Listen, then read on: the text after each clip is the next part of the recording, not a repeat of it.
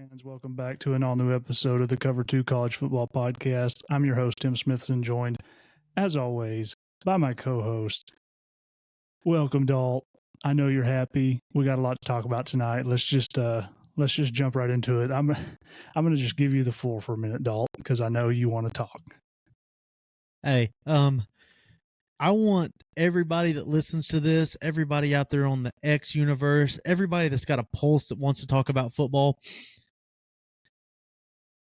tell me that your starting quarterback getting hurt doesn't affect the outcome of a game. That's fair. It's fair.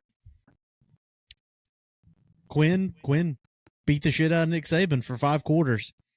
The only way they can beat us is by hurting our quarterback. 2022 would have whooped their ass. 2010 probably would have whooped their ass. Oh, gosh. So let's just get down to the real tidbit here is, who's Alabama going to hire when Nick Saban retires after this year? It seems that we're making waves in SEC country, and that seems the direction that some what I would call delusional fans seem to be headed there for Alabama. I seen somebody say earlier he bought a $17 million house for a reason on the beach. Yeah, he may be getting out of town. I mean, who knows? But Dalt, we're trying out our first recap episode tonight. We're going to get into some things, talk about our games that we picked. We're going to also discuss a few games that were, kind of noteworthy around the country. And then probably the biggest piece of news on the docket right now is obviously this Mel Tucker situation.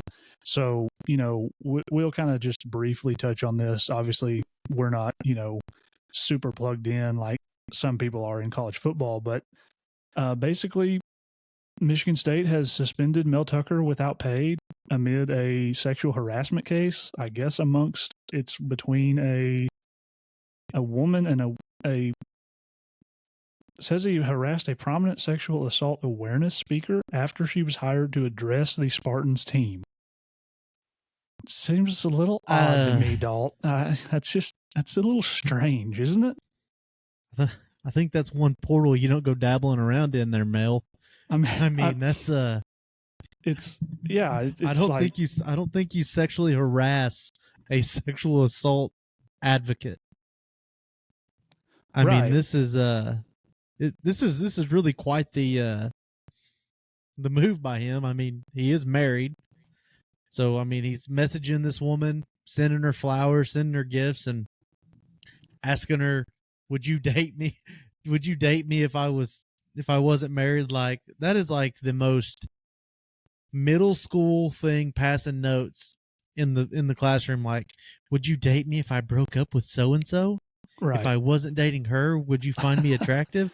I mean, come on, man.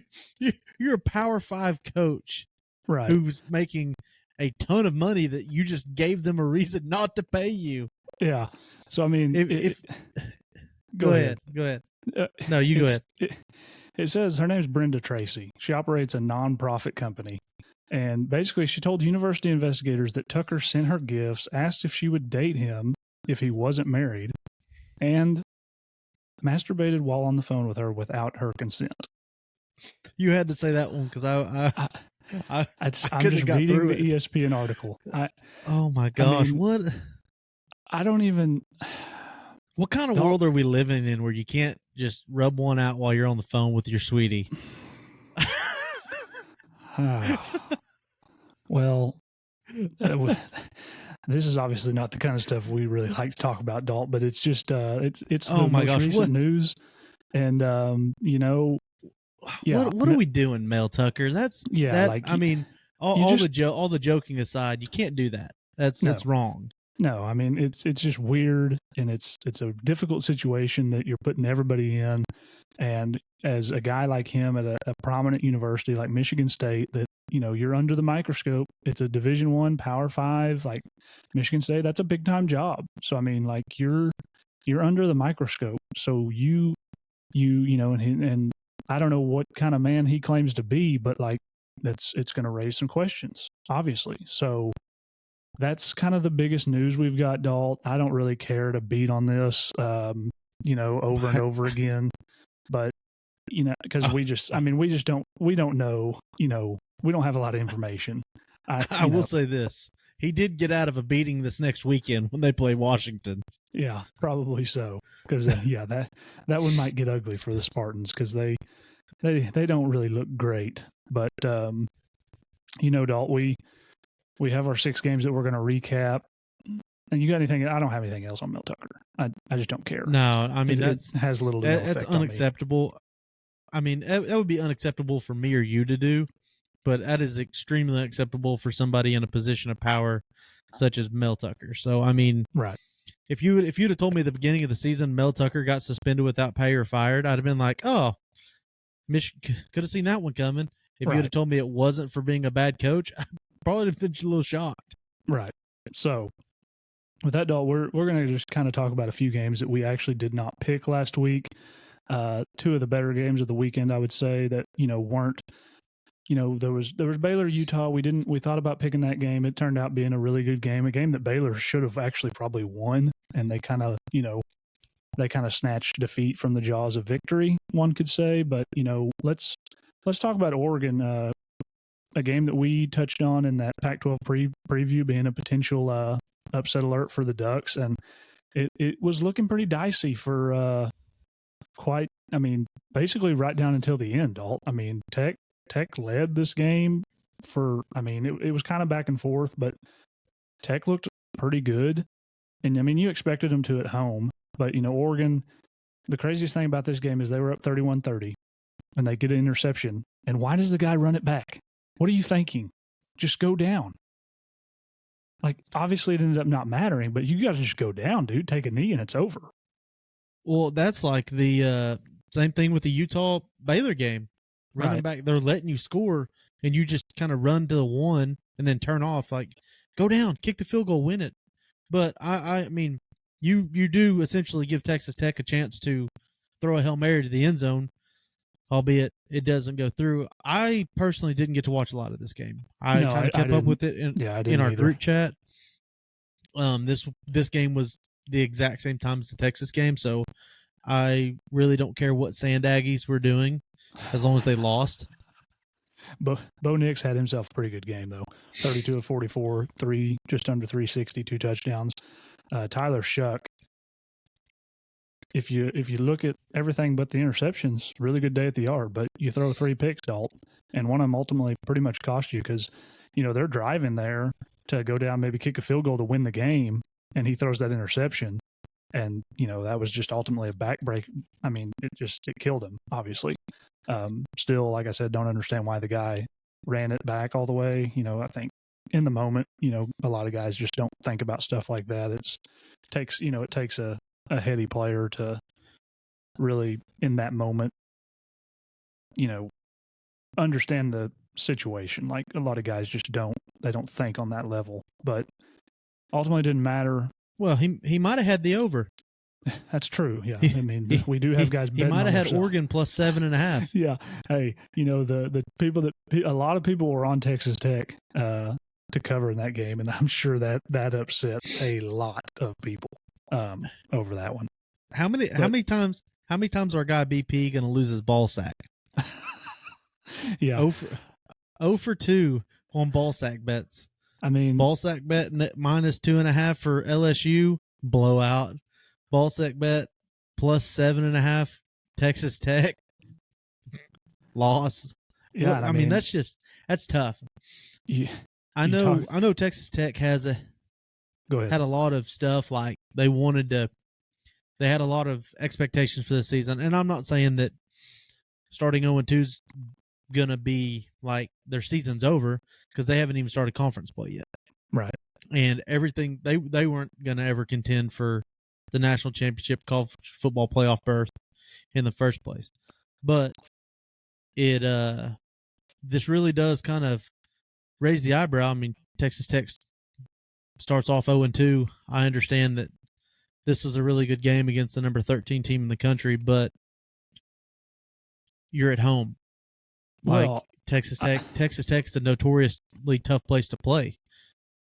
I mean, how many people have we heard talking in the off season leading up to this year, like sleeper team, Texas Tech, Texas Tech, Texas Tech, and they're 0-2. And then one of the other teams you heard a lot about, Baylor, 0-2.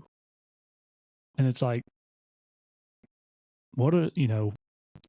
it's just like you said, Texas Tech, they still have, what they could realistically accomplish in a season. It's still really all in front of them because, that's a program that in their best year, they're going to maybe compete and try to win a Big 12 championship. And, it's just not a program that's built to play for national titles. Like, that's just the nature of it. If that offends somebody, sorry, there's a select group of college football teams that are going to have a real shot for a national title. And Texas Tech, I'm sorry, they're just not one of them. I know you have the feel-good story of TCU last year, and a lot of these teams like that are going to hang their hat on that. And it does become more feasible when we move to the 12-team playoff. But I just think, expectations don't always become reality, Dalton, and this is a perfect example. No, and here's my thing. Does this team not? Do neither one of these teams have running backs? I guess not, because I can't, off the top of my head, I can't name who it would be for either team.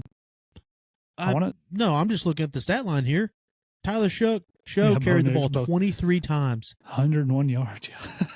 20 toted the rock 23 times. And Texas Tech's got Taj Brooks, and he's not a bad back, but you're going to sit there and say, well, Tyler Show is our best player. We're going to feed him the rock. It hasn't worked. You're going to have to go something else because you can't trust him. And I'm not saying that he's a bad quarterback, but in the aspects of he's a really talented guy, he's kind of got that Spencer Sanders in him where he does like to give it to the other team. Yeah. He which I will say the interception there at the end, he was trying to throw that ball and he got hit and it just kind of went right into the guy at Oregon's breadbasket. So that was a little bit of bad luck. I honestly didn't see the other two interceptions, so I'm not real sure. But yeah, you just can't turn the ball over even at home like that and expect to win a football game, especially against a team like Oregon, who, for all intents and purposes, is a really good football team. And so, that was a game that we were really close to picking because we expected it to be a good one, Dalton, and it did end up being a good game. But Oregon, they hang on in Lubbock. That's a really tough place to go play. Me and you both, we've seen that over the years. But they hang on, especially at night.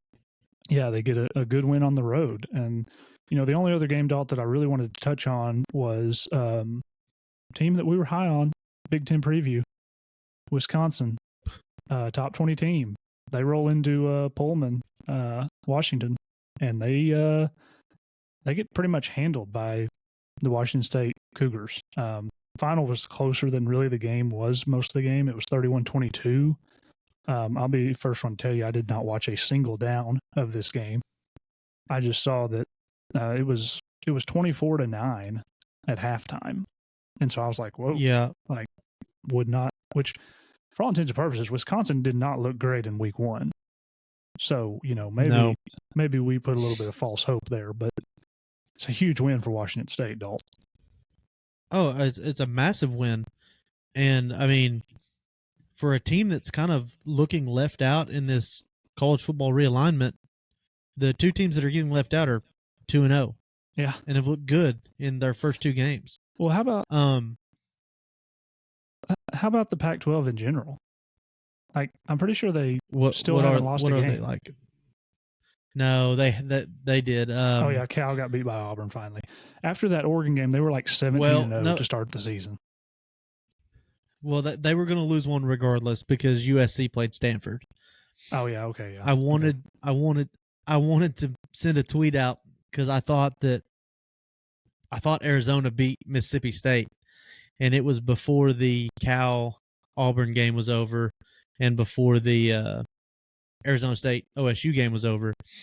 And I seen the USC score, and I really want to send out a tweet that said, it was going to say, leave it to USC to kill the Pac-12's hopes and dreams of going undefeated, killing the conference and ruining the undefeated streak. But no, I mean the Pac-12's. We talked about the Pac-12 being a pretty stout conference from kind of top to middle of the pack. Right.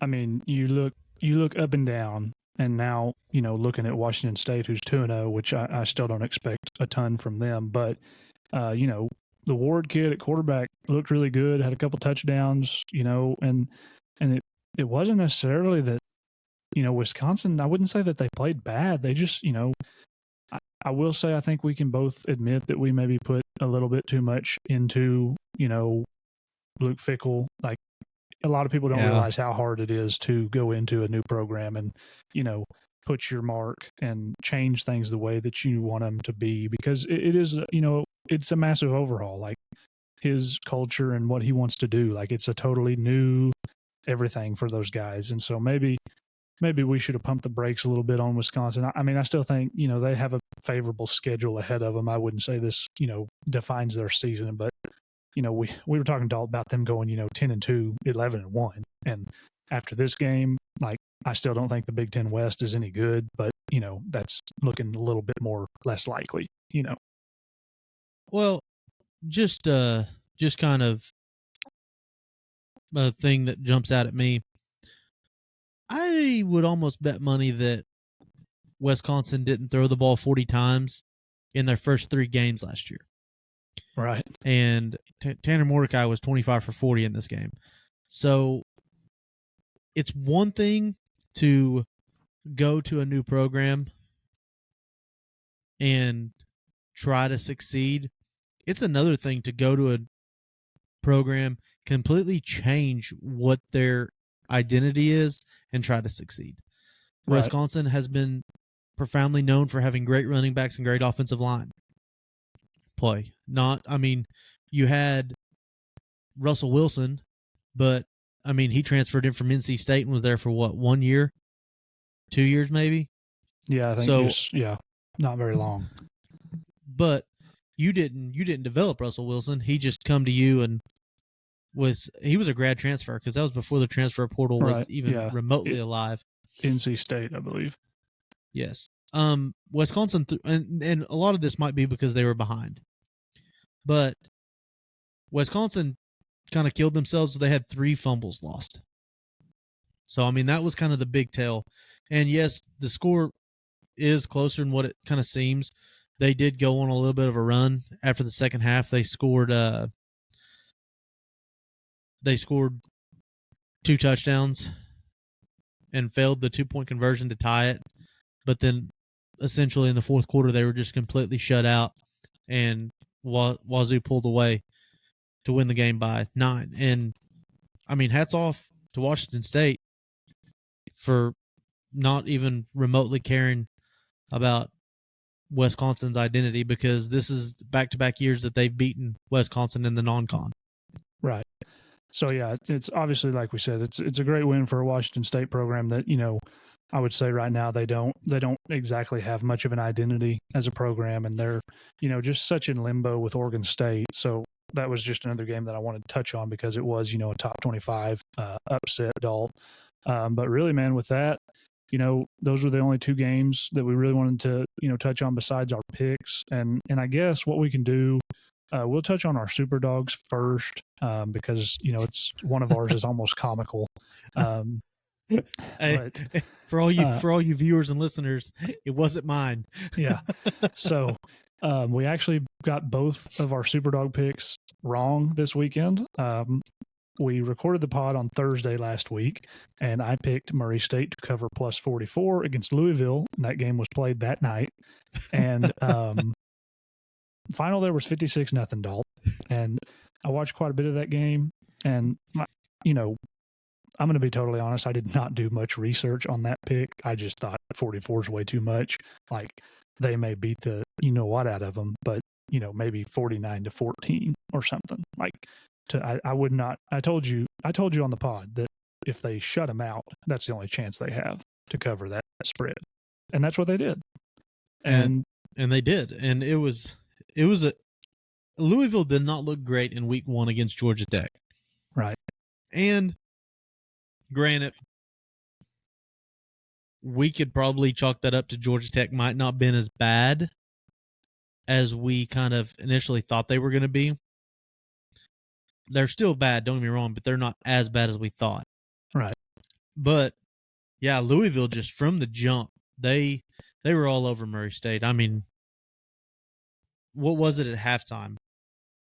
I know we got back on and were talking later that night after we had recorded, and there was like 5.5 left in the third, and it was 35-0. And I'm just thinking, yeah, like, it was 2 more touchdowns and I'm done. Like, Murray State looks really bad. I'm not sure what I was thinking, but again, I kind of was just flying by the seat of my pants on that pick, Dalt, and it bit me. But I don't have a whole lot more on that game other than I was just dead wrong. So your super dog Murray State did not look good. Yeah, your super dog was SMU Mustangs. They came in Norman. Ugly game, Dalt. Obviously, I'm an OU fan, so I watched this one start for both to finish. Teams. And I'll say this: Oklahoma's defense looked good. That's what we both believe is a pretty good SMU offense, and they held them 1 touchdown, only 11 points. But OU's offense, man, they just looked totally out of sync all night. But somehow, I guess, in some way, they score a couple touchdowns late, and they do cover that 15.5 that you picked SMU to cover, and so they end up winning by 17. So by the skin of their teeth, they cover that spread, and that results in a loss for you on your super dog. I'm sure you were super upset about that, but I know you had prior engagements and probably weren't paying much attention. The thing that really kind of stood out to me about this game, it was on ESPN Plus, and for some reason, I don't know what in the world of technology the Okmulgee Fire Department has going on. None of our TVs are compatible with ESPN Plus. None of them. Oh, you didn't miss much. Well, one of the guys had his phone up and was kind of giving me the rundown, and he's like, "Oh, halftime," and I was like, "What's the score?" Thinking, great, and he's like 14-3, and I was like, "That is not what I thought that was going to be." Right. And just shout out to OU defense for, I mean, yeah, you give up 367, but they were just really good. You kind of bend, don't break. Yeah, don't break in the red zone. And it wasn't even so much in the red zone because obviously they didn't kick a bunch of field goals. They really once Southern Methodist, once they crossed the 50, it was like they just fell apart. Like once they got between the 40 and the 50 in OU territory, they either turned it over turnover on downs or lost yardage, had to punt. It just, again, it is a credit to Oklahoma's defense. They looked a lot better in this game, and the offense, like I said, they just looked out of sync. Dalt. Obviously, I'm not going to break this down entirely like I could because, like I said, I watched it start to finish, but something just seemed off. But they do cover, so we both missed on our super dogs. You win some. I will say this: SMU was driving late in that, and yes. I was thinking, oh, just go down here and score. Yeah, just backdoor cover for me. And they did, and they threw a pick. I think they even got into the red zone on that one. Yeah, it was. They're inside of like the 15 and threw a pick. At least inside and I was 20 just like, or 30. We were talking about it, and he was like, they could go down here and kick a field goal. I was like, there's like 3 minutes left, and they're down by 17. They're not going down here to kick a field goal. No, they're going for a fourth down. Unless the SMU coach, it's Sonny Cumbie, isn't it? No, Lashley. Isn't that who is Lashley. at SMU? Cumbie. Lashley, that's right. Cumbie was there, I believe, but I can't think where he's at now. Now that you brought him up, but it's Rhett Lashley. But yeah, I was like, maybe he's got money on the game. Maybe he's got money on the plus 15. He's like, just get down here and kick a field goal. Yeah, would have been make good sure for I cover.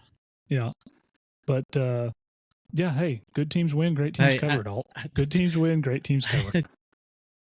Yes, I mean, we can both agree to that, great, right? great teams win on the road. Yeah. Hey, that's all right. So, Dalt, with that, that's our super dogs. We both took the L there. We will get into our game recaps that we picked our 6 games, and we'll start on that Friday night game. We headed to Lawrence, Dalt, and we both took Kansas in this game against the Fighting Illini of Illinois.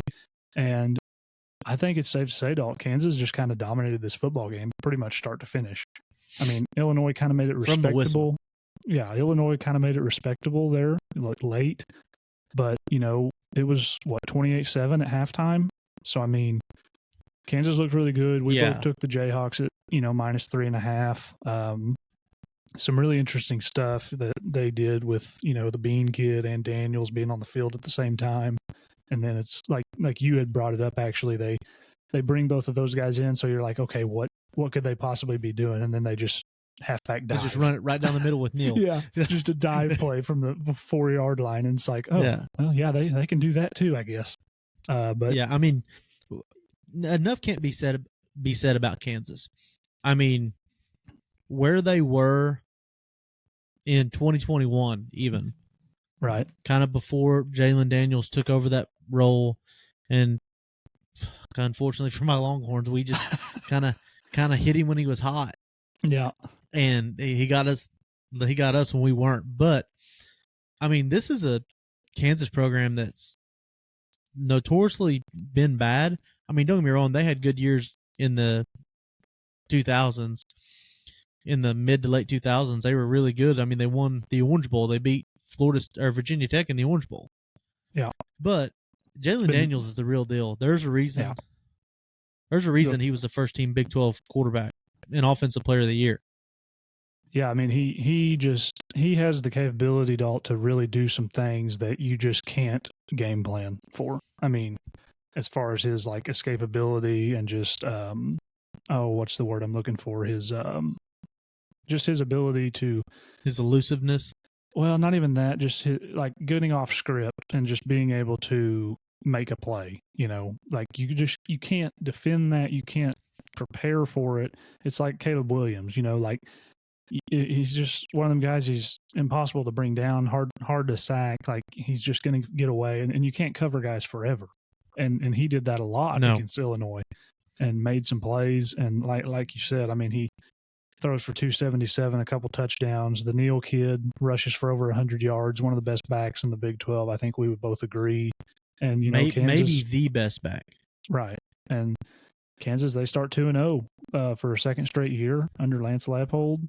And they got good stuff going on there in Lawrence, Dalt. And I mean, I'm not going to sit here and say that this is a team that's going to compete for a Big 12 championship by any stretch, because I still think that there's steps to be taken, very big steps for that program. But, I think we can give our hats off to Kansas for, this is a team that just 2 years ago, they would have no chance winning this game.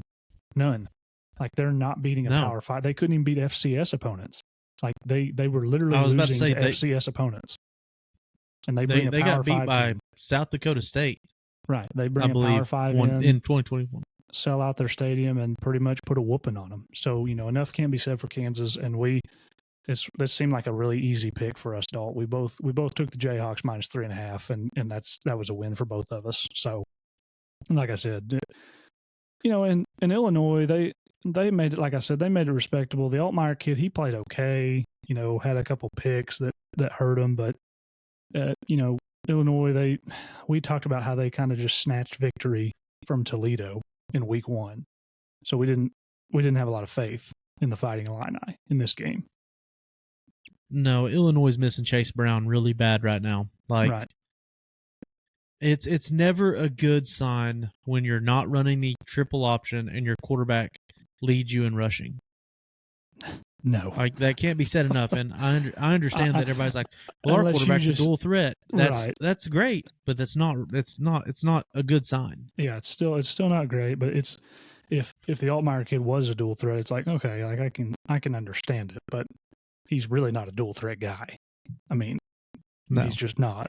I mean, he's an athlete, but he's not that athlete. So, like I said, we both took Kansas, Dalt. So that moves us to our next game, and I know you're going to love to give it to me on this one yet again. But whatever. Head over to Boulder, Dalt. Colorado takes on Nebraska, and this game was shaping up early, really good for me. It was going about exactly like I wanted it to. And then, man, Jeff Sims, what are we doing, dude? Like, what? You tell me they don't have nobody better than him, Dalton? Huh. I mean, if they don't, you better hope and guy pray. can't even catch a shotgun snap. Like, what? Well, what are here's my deal. You go get a guy from a triple option system and expect him to run exactly and throw it around. When he's good is when you're letting him read and run. Right. I mean, I called his 57-yard touchdown run. I called that as soon as they sent the back in motion, and I seen the linebacker clear. I was touchdown, quarterback draw all day. Your favorite play in the book. Yeah. Yeah, I mean, they clipped that cornerback on that block, and he was gone. I mean, there was nobody there, but nothing but green grass. I'll say this: when this game started, I was thinking to myself, if Nebraska would get out of their own way, they would be up a couple scores. The defense was playing outstanding, and Colorado was just flat. I mean, it was what 13-0 at halftime. And, I mean, that was Nebraska had just repeatedly. I mean, they had 2 fumbled snaps, and then the one snap that hits the guy in the freaking hip as he's crossing in motion. Yep. And it's just like, what are we doing? I mean, Jeff Sims just hits a Boulder DB right in the Colorado DB right in the chest. Interception. Like, it was just bad, Dalt. I mean, he which for some reason it doesn't. He did throw an interception, right? Just one. Oh yeah, there it is. He was 9 for 15, 106 yards, 1 pick. And what? 3? I guess that dog's not gonna hunt. Was it just 2 fumbles, or was it two drop snaps and the snap off the guy in motion? Might have just been the one. Yes, that was it. 3 fumbled snaps. Yeah, so you win the turnover margin. They had margin 4 turnovers total. Yeah, you win the turnover margin 4-1, Dalt, and it just is not gonna be good. I mean, and Nebraska ran for 200+ yards, just like I said that they might. And the defense looked good, even being put in really bad positions by the offense early on. It's just at some point, you bend, it's gonna break. The dam's gonna break. Yeah, you can't. And there's just nothing you can do. And I mean, Colorado, I'm not gonna. Dalt, I'm not jumping on the bandwagon. Not yet. Did your neighbor leave you a nice little sign in front of your driveway again? He did. Yes, I love it. Coach I love Prime, it. He sent it to me. I love it. Yeah, about to be 3-0. It's great. They probably are going to be 3-0. I can't imagine they lose Colorado State at this point. But the schedule gets rather tough following Colorado State for the Buffaloes. Here's how bad we're going to struggle to find 6 games to pick next week. Yeah. Oh, the games are terrible when game day, big noon kickoff, and everybody else and their dog are going to Boulder for Colorado and Colorado State. Colorado's favored 23.5. Yeah, God. I mean, that's just the week 3 slate is not good. No, it's not. It's really not. But hey, like I said, we're going to find out. I don't have a whole lot more on this game, Dalt. It was just kind of a disaster for Nebraska. The final, I mean, I didn't even say the final. It was 36-14 Colorado. They pull away, in the second half, and really just they put Nebraska to sleep, more or less. Sanders' kid looks good yet again. Travis Hunter really didn't do anything just spectacular in this game, but the other wide receiver, the Weaver kid, back-to-back games of over 100 yards. Really talented. I mean, he had 10 for 170 and a touchdown. I mean, Colorado's got some dudes, and like I said, looking forward at this schedule. They go to Oregon and then get USC at home in week 4 and 5. So we'll see. I'm telling you, I'm to the point where those are games that I'm going to want to tune in and watch. I'm still not jumping on the Prime bandwagon. I'm not hating. I'm trying not to hate on the guy. It's obviously going a lot better than I predicted, and I will admit that I was wrong. But we'll see. I still am going to say the jury's out on Colorado because, I mean, Nebraska.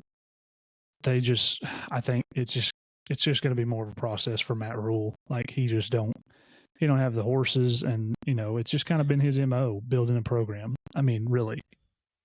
Year one under Matt Rule has notoriously been just bad. Really bad. Yeah. You look at Temple, you look at Baylor. Now you look at Carolina. Yeah. Now you look at Nebraska. He's good when he gets his guys in the system, and he's very good at finding and developing talent. Like that showed with how good Baylor was in Dave Aranda's second year. Those were all Matt Rule's guys that have been there for 4 years. Right. And everybody says, oh, it's Dave Aranda's guys. He's there for his second year. No, that's like saying all the guys that were there for Sonny Dykes' first year were his guys. Those were still Gary Patterson's guys. Right. You're just reaping the benefits. Kind of like Bob Stoops' first year second year when he wins the national championship. Thank you, Kevin Blake. Like, right. Thanks for the championship team. And that's not a dig or nothing. I'm just saying, Matt Rule's going to be good at Nebraska. Maybe by year 3 or 4. Maybe. Yeah, I mean, it really depends on what your classes shape out to be.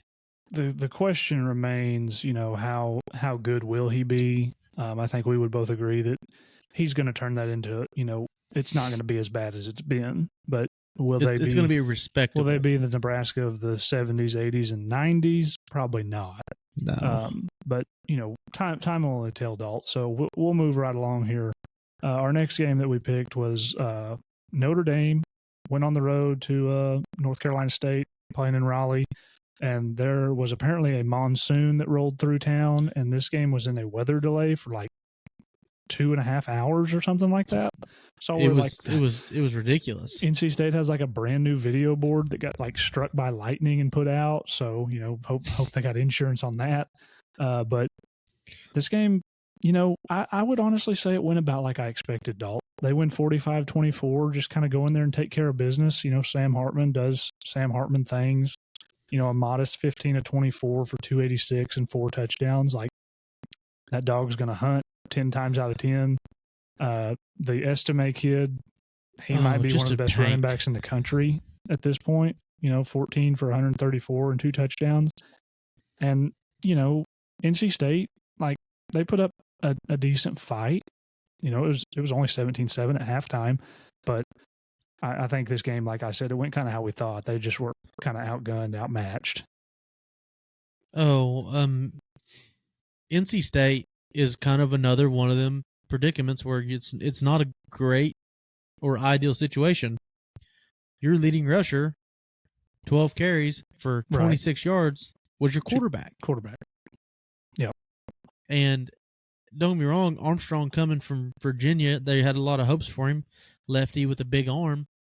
You can't throw 3 picks against Notre Dame and expect to win this game. No. I mean, it's Sam Hartman's going to take care of the ball. Right. And with the running game he has now, the sky's the limits for him. Notre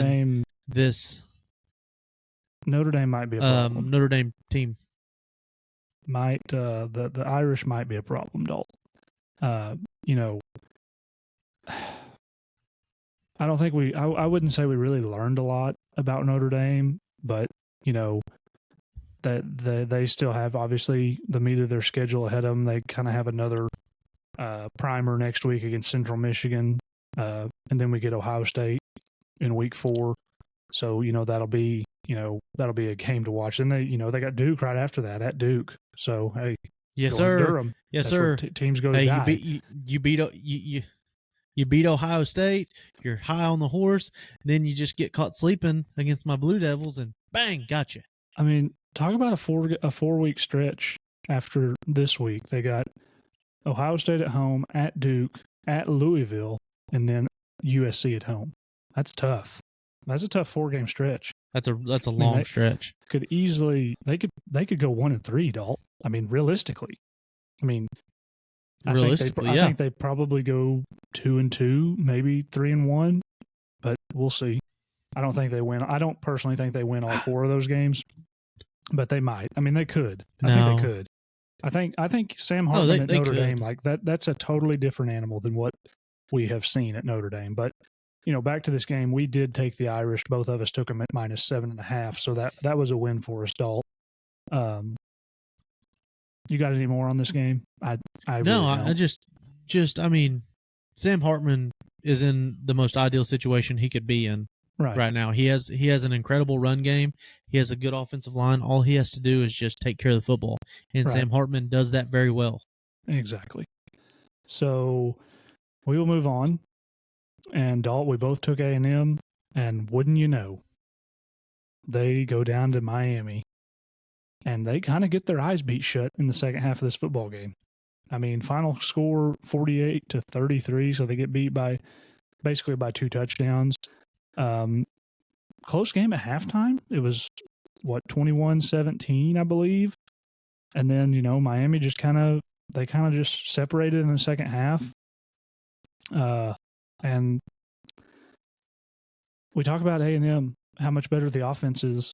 And so we get a better offense, and then the defense regresses and gives up 48 to Miami. Like, what? You just can't figure it out, Jimbo. Like, what are we doing? And I heard somebody make this comment that Texas A&M is going to have 6 defensive linemen drafted, and they don't have a corner.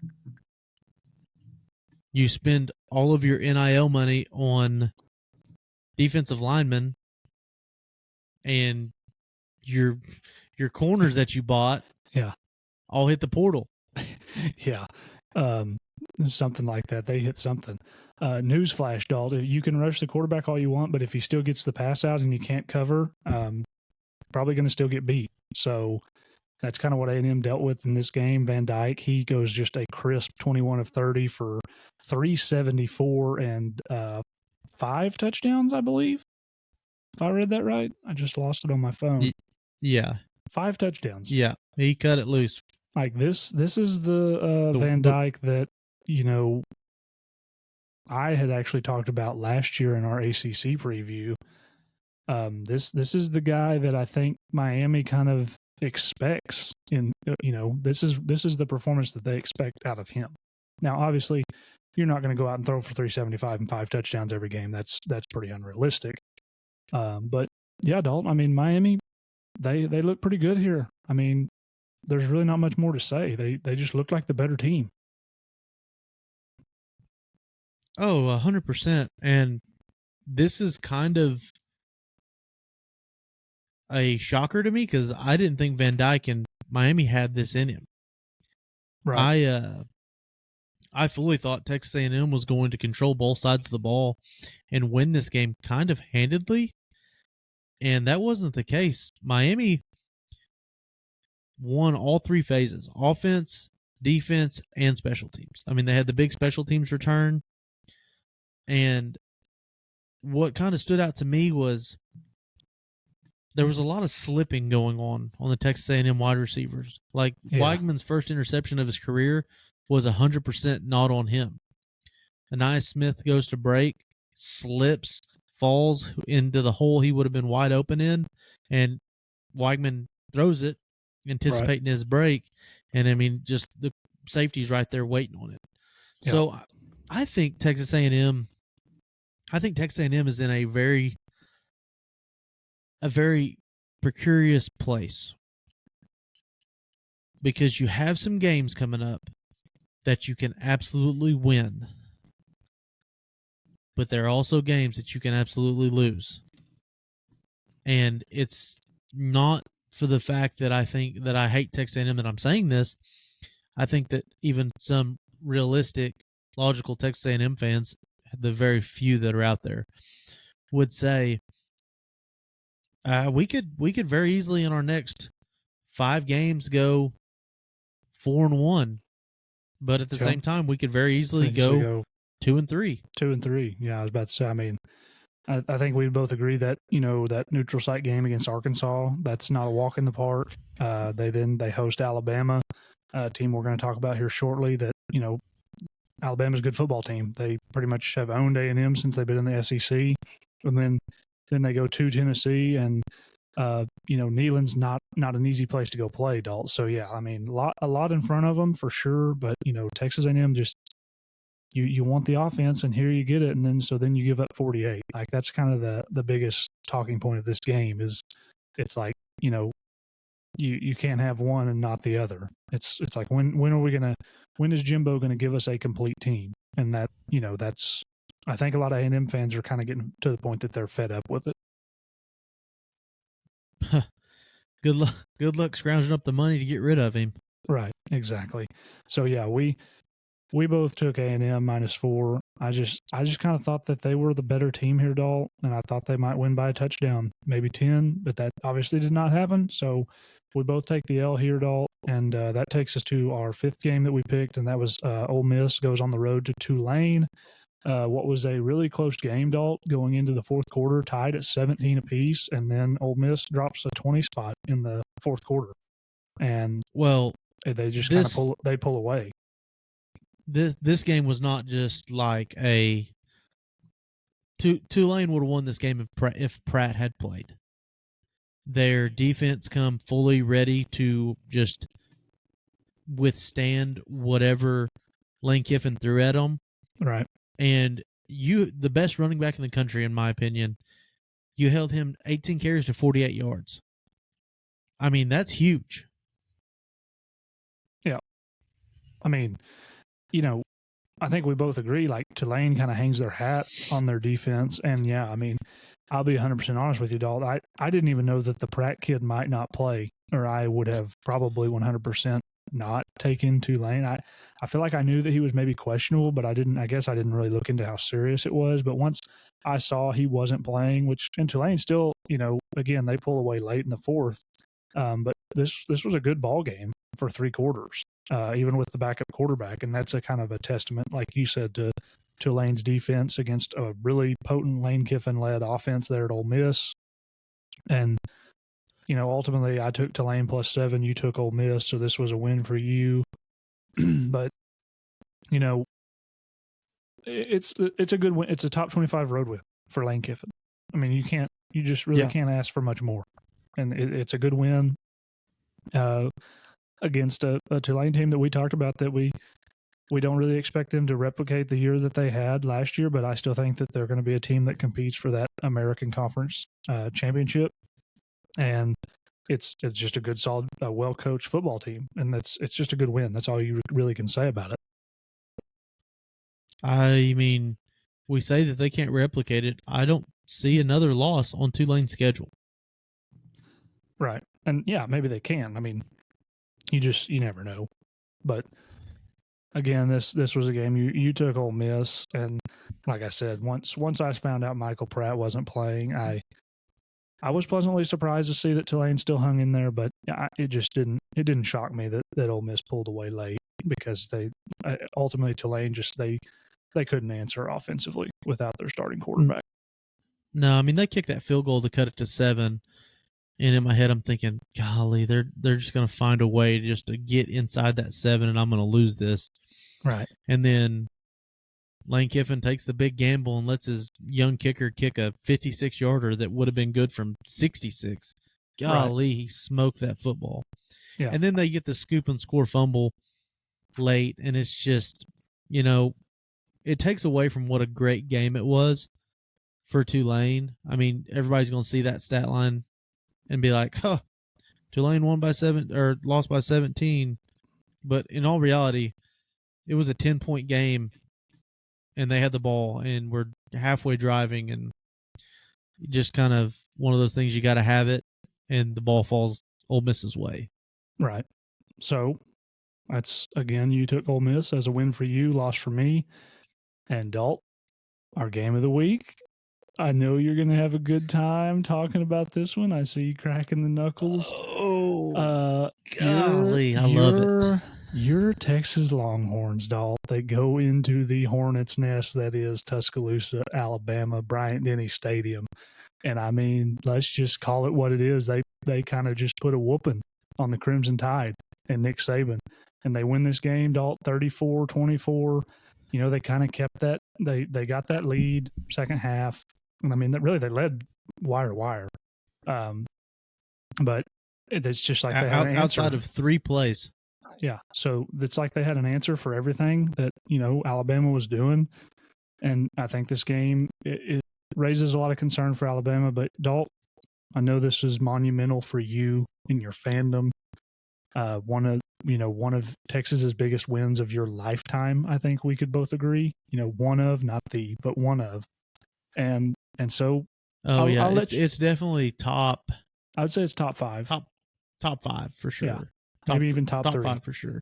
But I will give you the floor, Dalton, and I want you to just let me just take it all in.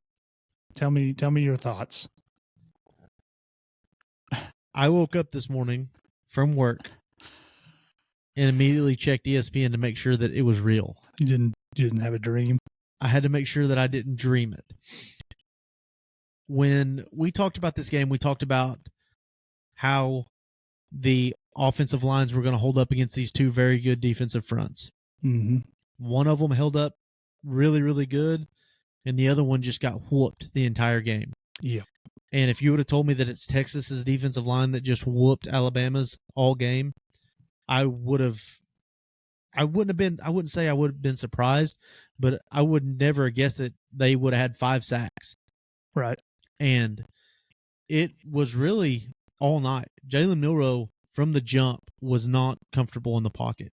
It was 1 pat, 2 pat. I got to get out of here. Yeah, I mean, I kept a pretty close eye on this game once it started because, you know, I'm obviously watching OU, but this is a great football game. Two teams that look like, you know, they look the part. And as a college football fan, like, I'm going to watch as much of this game as I can. And, you know, neither team really ran the ball very well. I think that may still be a bit of concern for your Longhorns, but obviously this game kind of in a vacuum. You know, you look at both of these teams and they pride themselves on that run defense. So you're not gonna take too much away from that in this game. But, you know, I think you guys still do have some question marks at running back. But, you know, you get out of Quinn Ewers exactly what you needed, Dalt.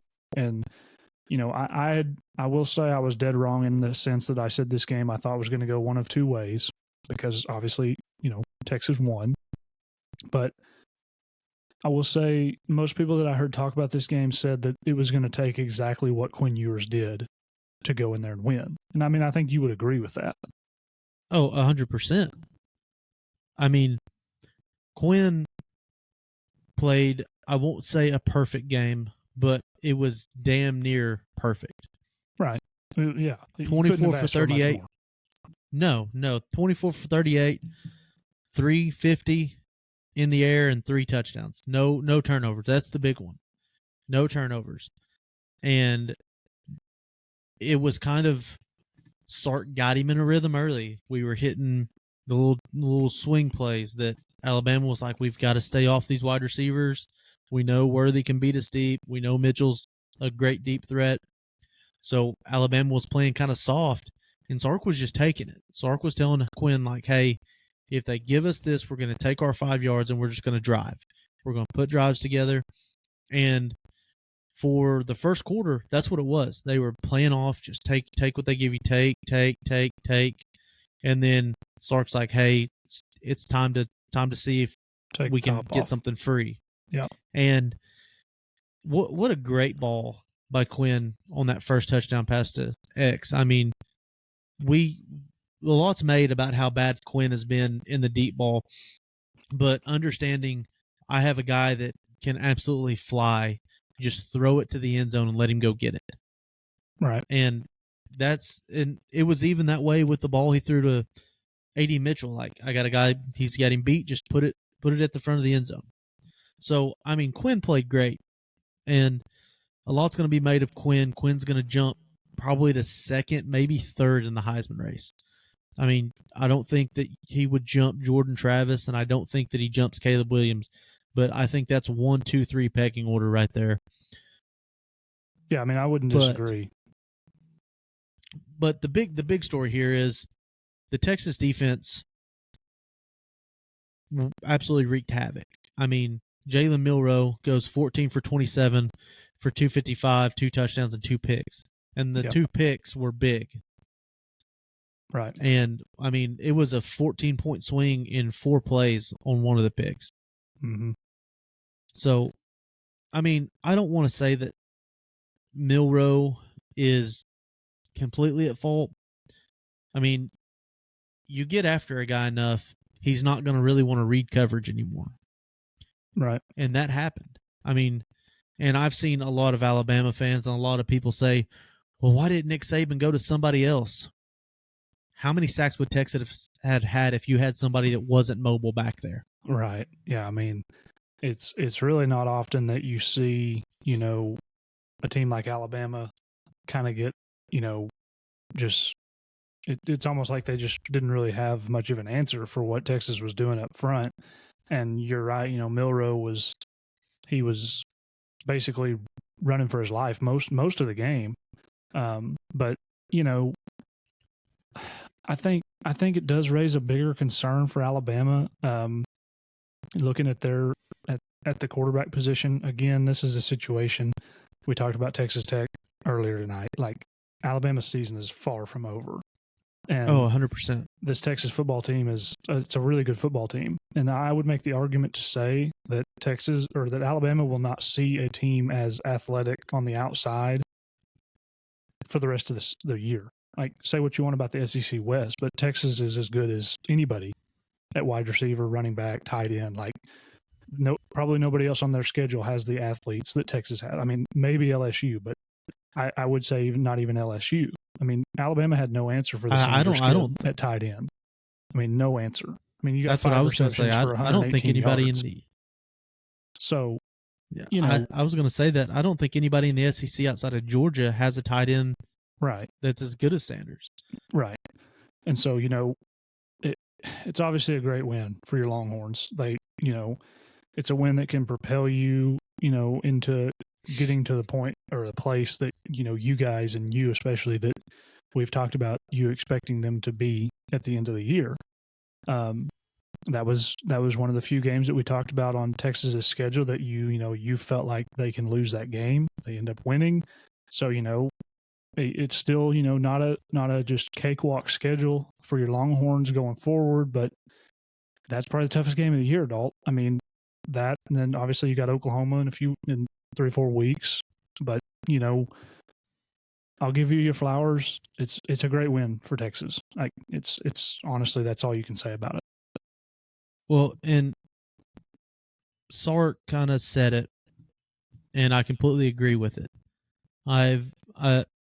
Sark's mentality this year has been just, I really, it's kind of like warming the heart of how good he's just been with expectations this year. After the Alabama win in his presser, they were like, you just won, blah, blah, blah. And he's like, it feels good. He's like, I'd be lying if I said it didn't. He's like, but we could have lost this game and everything would still be in front of us. So my thing is, you beat Alabama. Great. Now, don't stub your toe next week when I'm in Austin for my anniversary watching you play Wyoming. Right. Don't stub your toe at Baylor. Don't stub your toe against TCU in Fort Worth. Don't lose to Kansas State. Don't choke one off against Texas Tech at home to end the year. Don't go to Iowa State and lay an egg. Like, right. Take this Alabama approach every week, and if they do that, if they approach every week like it's the Alabama week, and they play the way they did against Alabama, Texas will run the table, and it won't even be close. They won't have a close game. I'm sorry. I know that Oklahoma is a much improved team, but I don't think Oklahoma can block Texas's defensive line if they're playing the way they played Saturday night. I mean, I would be inclined to agree. Obviously, with that being a rivalry game, there's all kinds of other things that go into that. But yeah, I mean, if that Texas team shows up every week, like there's a very, very good possibility that they go 12-0 on their way to the Big 12 championship. I won't argue with you on that one. But Dalt, you had a good week this week, 5-1. Big week. Almost. I mean, you didn't have a bad one. You were 3-2 or 4-2. 3-3. I took Nebraska and A&M and Tulane. Oh, that's right. I forgot about the Tulane game. So that moved my record to 5-7 on the year. That moves you to 8-4. So off to a pretty healthy lead, Dalt. But that's our. You got anything else you want to say about Texas? I don't want to cut you short. No, man, it was just a great. I needed it. I mean, after the Friday I had, dog gets ran over, and it's just one of those things. I needed that in a bad way. Yeah, you earned it. You deserved it.